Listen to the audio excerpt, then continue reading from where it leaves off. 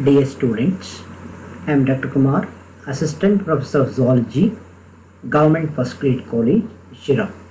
The topic of this today's lecture is the trophy of insects, that is the mouth parts of honeybee and butterfly with reference to their feeding habits. It belongs to the paper 4, that is insect vectors and diseases. The first is the mouth parts of honeybee. In honeybee, the mouth parts are of chewing and lapping type. The mouth parts of honeybee, this slide shows the image or the diagram of the mouth parts of honeybee, and it is of chewing and lapping type. There are 4 important parts, that is the mandibles, proboscis, labellum and maxillolabial structures. Here you can see, as far as the basic plan of the mouth parts, cockroach is considered as a primitive, the basic plan of the mouth parts in insects. In the same way, you can see the labrum, that is the upper lip, and this is the labium. Okay, so in between you can see the mandibles are present, okay, and the maxilla. The maxilla is having 2 segments, that is the chordo and stipes, okay, and at the same time you can see the lower lip is made up of the mentum, submentum and the prementum. Mentum, this is mentum, okay, submentum and the prementum. On either side of this mentum, submentum and prementum, you can see the mandibles, a pair of blade-like structures called as the mandibles, okay, and the prementum continues with an elongated, flexible, tube-like structure, what is called as the proboscis. Okay, on either side of the proboscis, you can see a pair of galea and a pair of labial palps. Okay, so this labellum, the elongated, flexible, tube-like structure, what is called as proboscis, and it is the mid-dorsally, it is grooved.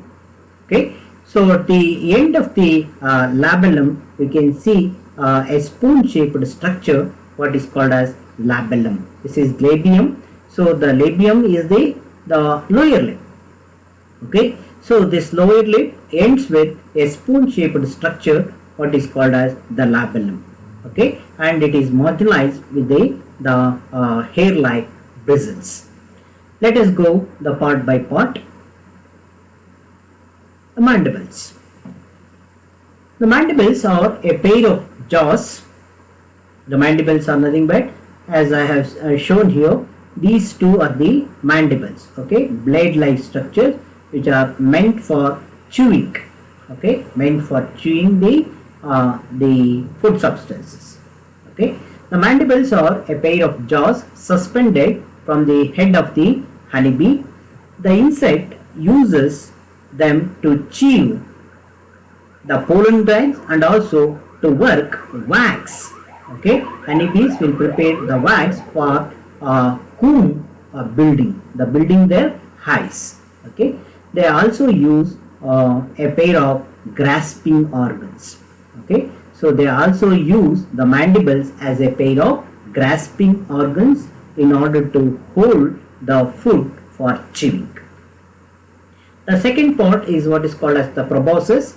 The proboscis is formed temporarily by assembling parts of the maxillae and labium.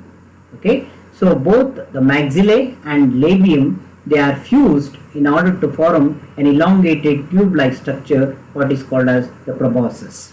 So this is the proboscis, right?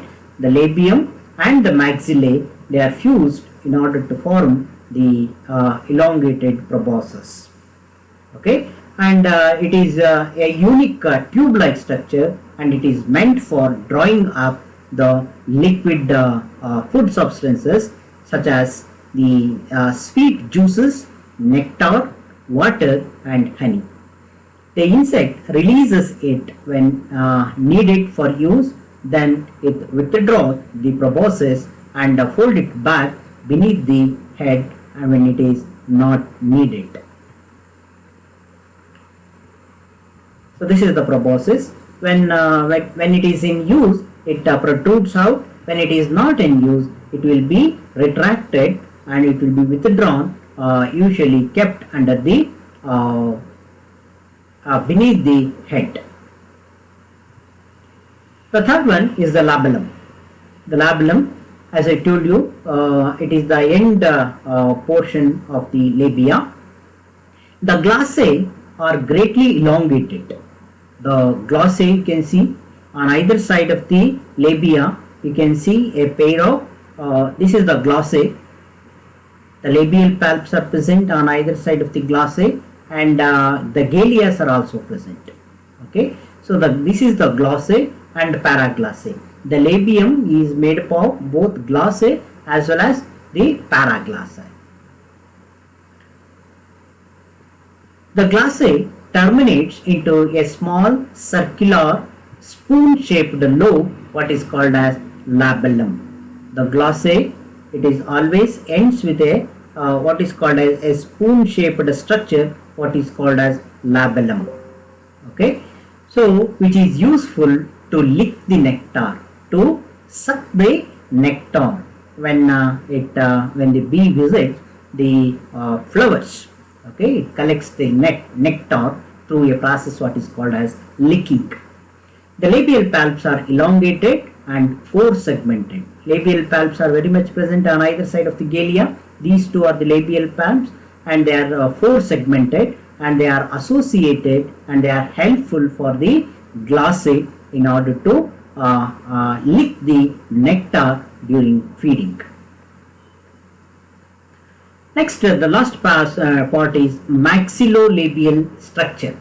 The maxilla and the labium, they are fused to form a single structure, what is called as maxillolabial structure. So it is a modified form of a lapping tongue. Okay, it is a modified form of a tongue. So this consists of two gallia. Maxillolabial structure is formed. Maxillolabial structure is formed by a pair of gallia and a pair of labial palps. Here you can see a pair of gallia and a pair of labial palps which are present, one on either side of the glossae. Two gallia, two labial palps, and elongated, flexible, hairy glossae of the labium. All these three, that is a pair of gallia and a pair of labial palps and elongated, flexible, hairy glossae. Okay, so all these three composed and constitute in order to form a single structure, a tongue-like structure, what is called as maxillolabial structure, and it is very helpful in licking the nectar or liquid substances when the bee visits the different food habits. So that is about the mouth parts of honeybee. The next is the mouth part of butterfly. The mouth parts of butterfly is of siphoning type. Siphoning type. So the mouth parts of butterfly and moths. The moths are siphoning type, siphoning and sucking type. Sucking type. These mouth parts are best suited to draw nectar from the flowers. So these type of mouth parts are best suited to draw the nectar from the flowers. The siphoning or sucking type of mouth parts are mostly limited to the adult butterflies and moths, belongs to the order Lepidoptera of insects. Siphoning or the sucking type of mouth parts are very much present in only adult butterflies and adult moths. Whereas in immature moths, that is the in larvae, in the immature moths and butterflies, they have only the chewing type of mouth parts. The following are the features which are present in the mouth parts of butterflies. So this slide shows the image of the mouth parts of the butterfly, where you can see on either side, this is the head Okay, on either side of the head you can see a pair of compound eyes, and next you can see the labrum. The labrum is the upper lip and labium is the lower lip. Okay, so here you can see a pair of maxillary palps, a pair of labial palps, and both the gallias from either side, they are fused in order to form elongated flexible tube-like structure, what is called as the proboscis. Okay, let us go one by one. The first is the labium. The labium is reduced to a triangular plate bearing the labial palps. Labium, it is the lower lip. It is greatly reduced to a triangular plate-like structures having a pair of labial palps, one on either side. Okay. Mandibles and hypopharynx are completely absent in case of butterflies, whereas the maxillary palps and the labial palps are present in a reduced condition. They are present, but their size is greatly reduced. The only well-developed structures are the gallia. I told you, the gallias are well developed. Here you can see both sides the gallia, they are fused in a mid-dorsal line in order to form an elongated flexible tube-like structure, what is called as the proboscis. Okay, so the only well-developed structure are the gallia of the first maxilla. So these are greatly elongated semi-tube-like structure.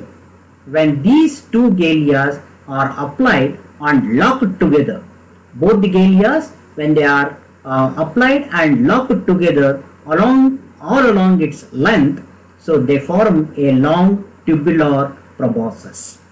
So when it is not in use, when the proboscis is not in use, the proboscis is coiled like a watch spring.